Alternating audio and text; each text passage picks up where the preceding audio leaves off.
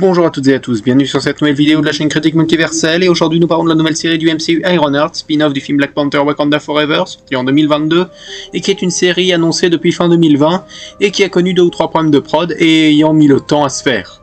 Et il faut dire que cette série tout le monde s'en fout, un peu étant des plus mineurs, à l'aube du film Les 4 Fantastiques et des films Avengers, et le MCU n'est plus le garant de succès qu'il était jadis. Mais là nous avons la série complète, diffusée sur 2 semaines, et mieux vaut car une diffusion semaine par semaine l'aurait totalement tuée,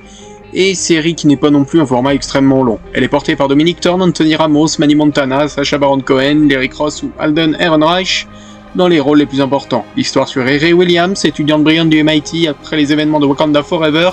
qui est recrutée par le gang du mystérieux Hood, auquel elle se confrontera dans un combat où se mêleront technologie et magie.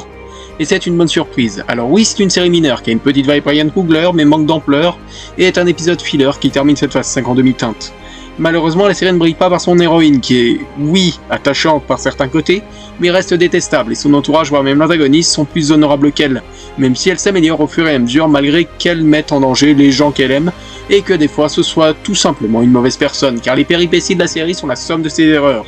L'humour est de même moyen, la bande de Hood est vraiment très peu développée, tout comme peut-être un rapport à Tony Stark qui aurait pu amener quelque chose. Mais le gros point fort, ce sont les persos secondaires, qui sont attachants, poussant l'héroïne à s'améliorer. Le méchant est même très attachant, ayant des motivations compréhensibles, étant assez classe, et a une bonne dynamique avec l'héroïne. De même, le cheminement de Zeki Stein est assez tragique, et ces deux hommes ont d'excellentes raisons d'en vouloir à l'héroïne, étant de véritables dommages collatéraux. L'antagoniste caché est un bon ajout, même si spoilé par différentes rumeurs et concept art, apportant des enjeux inédits sur le plan mystique, et qui, je l'espère, prendra de l'ampleur dans le futur du MCU, sûrement dans la saga mutante. Le basculement dans le plan mystique est de même intéressant, même s'il se fait un peu tardivement, et l'intrigue est cool à suivre avec une bonne mise en scène et une belle photo.